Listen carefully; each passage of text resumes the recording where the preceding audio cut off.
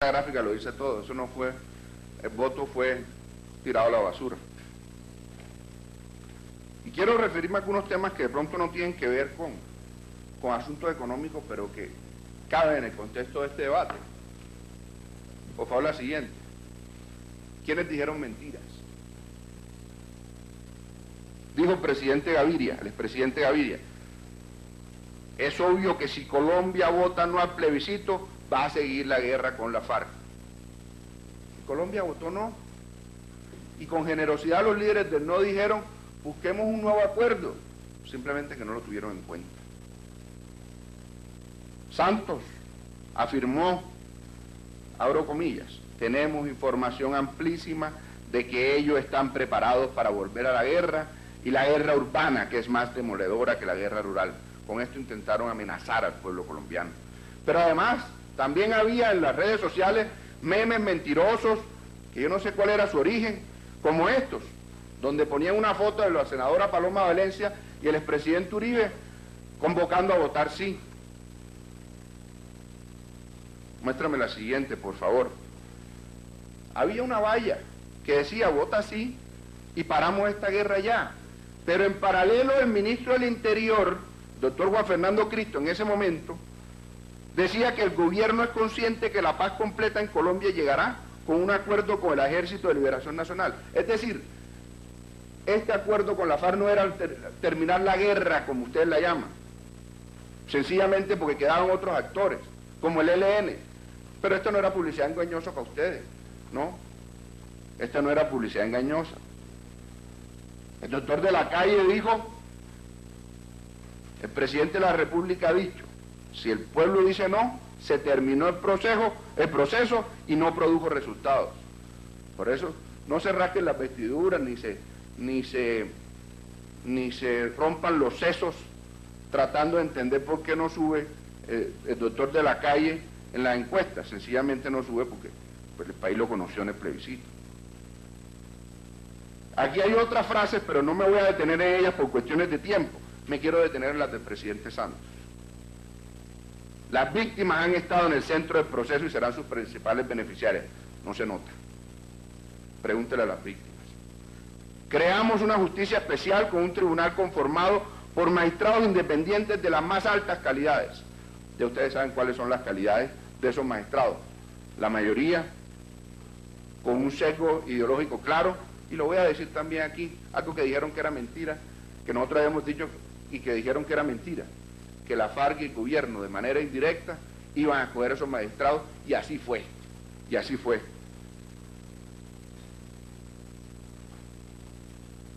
Y miren, esta es la frase, la mentira mayor. Le prometí que ustedes tendrían la última palabra, y así será, la última palabra, que las botaron a la basura. No habrá curules gratis en el Congreso. Resuelva sus otras inquietudes sobre el proceso de paz, decía Santos. Las curules son gratis. Y vamos a entrar otra vez de nuevo en los temas económicos. La economía puede crecer más, entre 1 y 2%, señora viceministra. Generar más empleo, eso va a generar más oportunidades de trabajo y los beneficios pues son enormes, decía Santos. Ustedes se tendrán que referir a eso, pero el propio marco fiscal de mediano plazo ya desmintió esta frase de Santos. Ya la desmintió. Y esos cálculos de dividendos que ustedes le plantearon a los colombianos para generarles falsas ilusiones. No ha sido fácil conseguir todas las cifras de cuánto costó la campaña del sí. Porque las cifras, hay más de 1000 municipios donde hay más de 1000 comités del sí en los municipios, y no ha sido fácil lograr, por cuestiones de tiempo, verificar cuánto fue el gasto reportado por cada uno de esos comités. Hasta ahora vamos en que la campaña del sí costó 9 veces más que la campaña del no. 9 veces más. Fue la campaña más desigual que ha habido en la historia de Colombia. Y ganó el no, y ustedes lo desconocieron. Pero no solamente se gastaron la plata en la campaña, en vez de campaña que hubo antes del plebiscito. También se gastaron la plata antes del plebiscito. Y se gastaron mucho más, presidente Corso, En el año 2015 se gastaron alrededor de 30.000 millones de pesos por fuera del objeto de los programas del Fondo de Programas Especiales para la Paz, con varios contratistas, y esto se los quiero mostrar. Esto es bien importante. Contrataron con una empresa que se llama Vice o Vice. Vice es como una especie de revista.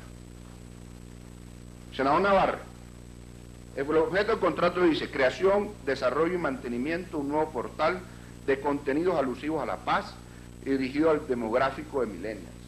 Esta era la forma de conquistar los millennials un año antes. Esto también es corrupción. Porque era todo para ir modificando la opinión pública antes del plebiscito. Y miren las cosas que publica esa revista. Ahí está. Yo no lo quiero ni leer. Léanlo ustedes. Si ustedes me permiten, yo lo leo. Dice: nace la supergonorrea, la ETS resistente a los antibióticos. Y publica Vice una nota que dice: cuando nació Uribe. Este es contratista del gobierno. Low, ejecución de acciones y actividades tácticas, según los ajustes que a partir de dicho proceso de validación se definen en conjunto con la Oficina del Alto Comisionado para la Paz con respecto a la formulación estratégica y al concepto de comunicación. 1.600 millones de pesos. Two-Way, los servicios de asesoría estratégica para evaluar, ojo con esto, y facilitar la percepción del público en general en relación con las conversaciones entre el gobierno y la FARC. Estos contratos y esta forma de influir en la opinión pública no la tuvo la campaña del no, la tuvo la campaña del sí desde varios años antes. Cuando uno entra a la página de Two-Way, señora viceministra, tiene un portal amplio que dice: protegemos su reputación y su credibilidad. Yo creo que este contrato deberían pedir que le devuelvan la plata, porque la reputación del proceso, la credibilidad del proceso, la credibilidad del acuerdo, la credibilidad de la FARC, la credibilidad del gobierno y la reputación, todos están por el piso. Deberían pedirle que le devuelvan la plata. J. Walter Thompson, conceptualización, desarrollo y ejecución de plataformas de publicidad integrada, estrategias de canales, planes de medios, diseño y producción de presas publicitarias. 3.558 millones de pesos. Esta es la agencia, honorables senadores, que pretendía cambiar el himno nacional. Yo no sé si en el marco de este contrato o en el marco de otro, porque eso no lo tengo cómo confirmar, pero fue esta empresa la que quería cambiar y modificar el himno nacional. Hasta allá querían llevar a el manejo de los símbolos, incluso yo diría del mensaje subliminal. Conecta, apoyar y asesorar la dirección del Departamento Administrativo de la Presidencia de la República en la elaboración, ejecución y análisis de encuestas y sondeos.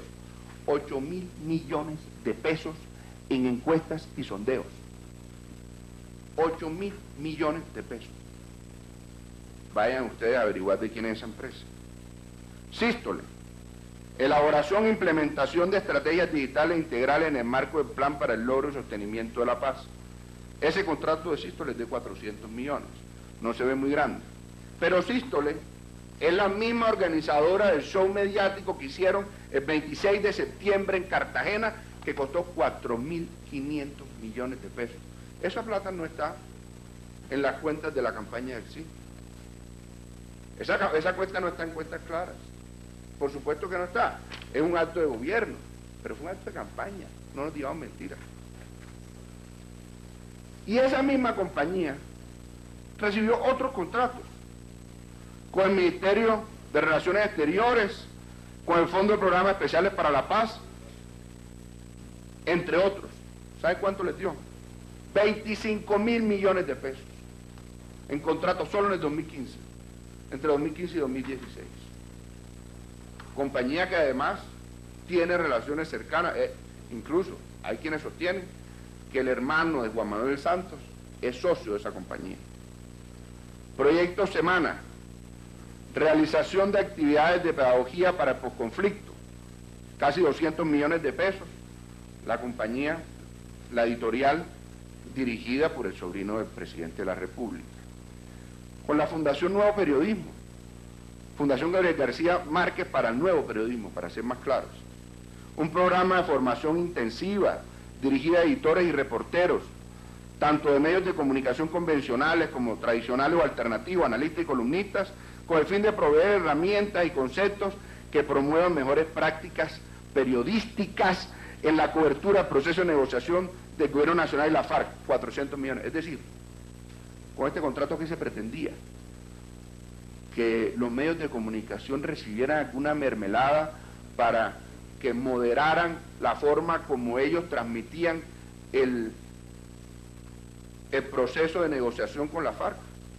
Todo esto se hizo, todo esto se hizo. Hay que lo hubiera hecho un gobierno amigo nuestro. Esta es otra cosa que les quiero mostrar. El mensaje subliminal. Senador Navarro, usted ve el logo de la Vuelta a Colombia, abajo en el centro. El logo de la Vuelta a Colombia era un sí,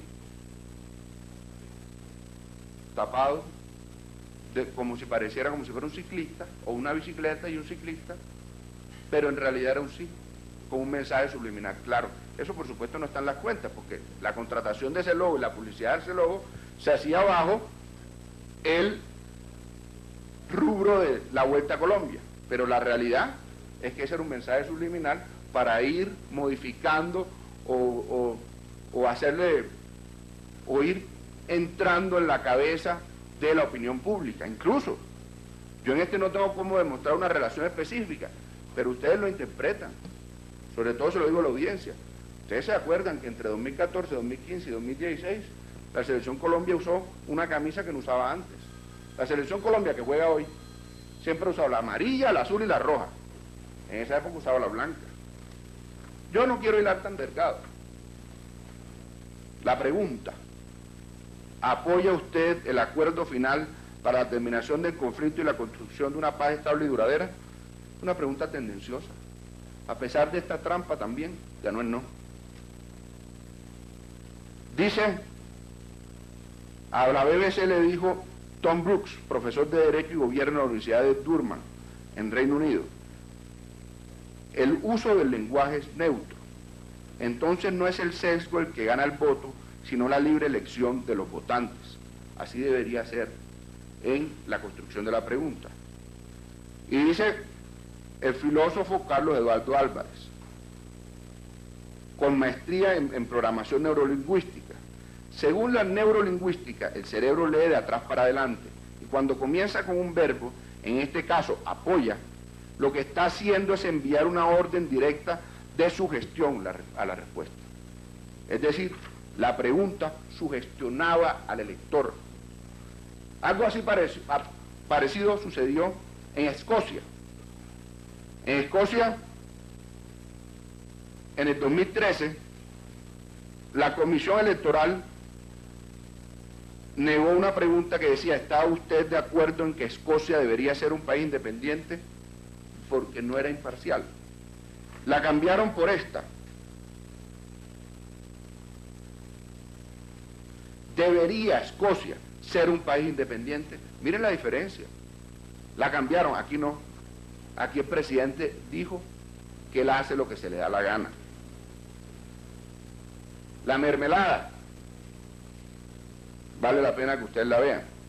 Santos, sin sonrojarse, en Barranquilla, en un acto público, le dijo a los barranquilleros que él daba inversiones a esa ciudad si lo acompañaban en el plebiscito. Y lo voy a citar textualmente para que no quede duda.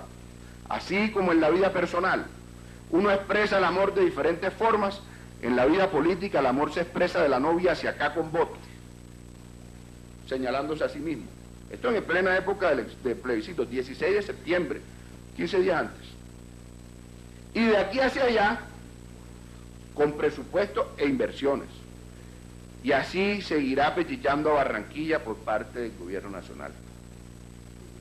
Esto fue una oferta de mermelada clara y contundente. Incluso cuando vieron que no estaba por encima en las encuestas privadas que no se publicaban, se inventaron un concierto en Barranquilla con grandes artistas para terminar de cerrar todo lo que lograron con esa cantidad de mentiras y trampas.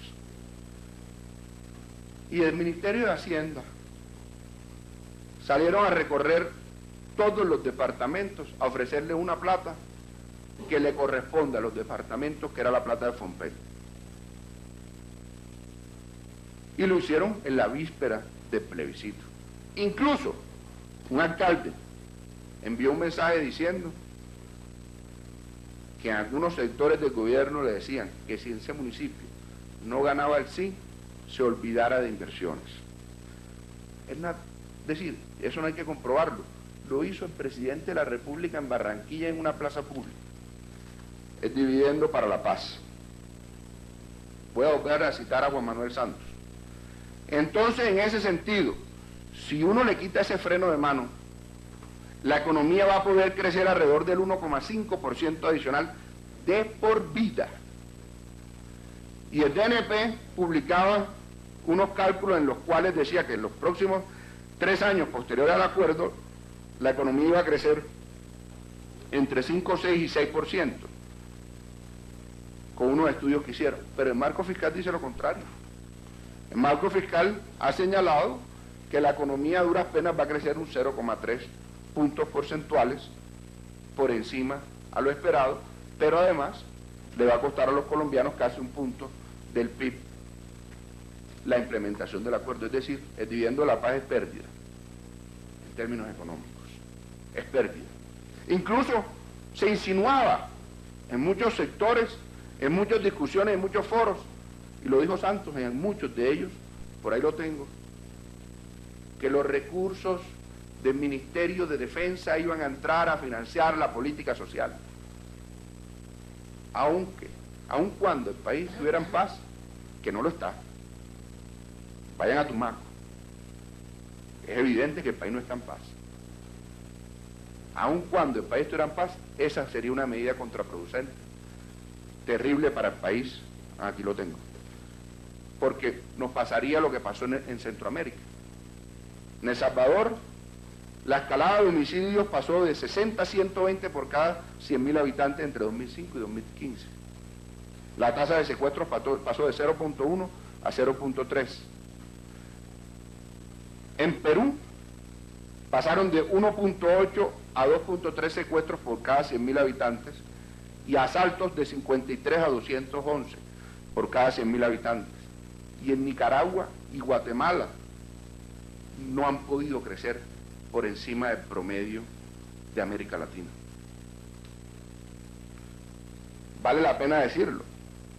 Una cosa que han señalado varios analistas, no lo digo yo. No lo digo yo. Y es que en parte sí existe el dividendo de la paz, pero es que Colombia ya lo cobró. Porque la inversión bruta de capital fijo tuvo su mayor crecimiento cuando, en paralelo, tuvo en mayor decrecimiento la tasa de secuestros. Y vaya sorpresa, después del plebiscito, enseguida salió el gobierno a aumentar el IVA y la economía afectarse, la producción, el consumo y la economía en general, y no me voy a detener en eso, sino solamente decir que en 8 años no había habido de nuevo una tasa de crecimiento de pobreza. Y quiero cerrar con una diapositiva. Sigue a la última, esa. Otra de esas promesas incumplidas por Juan Manuel Santos, un cheque chimbo de esos que él firmaba, donde decía, ahí dice, crecimiento económico de 4,5% en 2018. Y señor Ministro de Justicia, hay una cosa que yo quería revisar, pero lamentablemente el Ministro de Defensa no vino, no quiso dar la cara, no respondió con claridad, y es el esfuerzo económico enorme que tuvo que hacer el gobierno colombiano, el Estado colombiano, para someter a la justicia a miles de terroristas y guerrilleros, para evitar que esos guerrilleros se tomaran el territorio nacional, esos costos lo tiraron a la basura como el plebiscito, con la amnistía que ustedes les otorgaron a aquellos delincuentes responsables de delitos de lesa humanidad. Muchas gracias, presidente.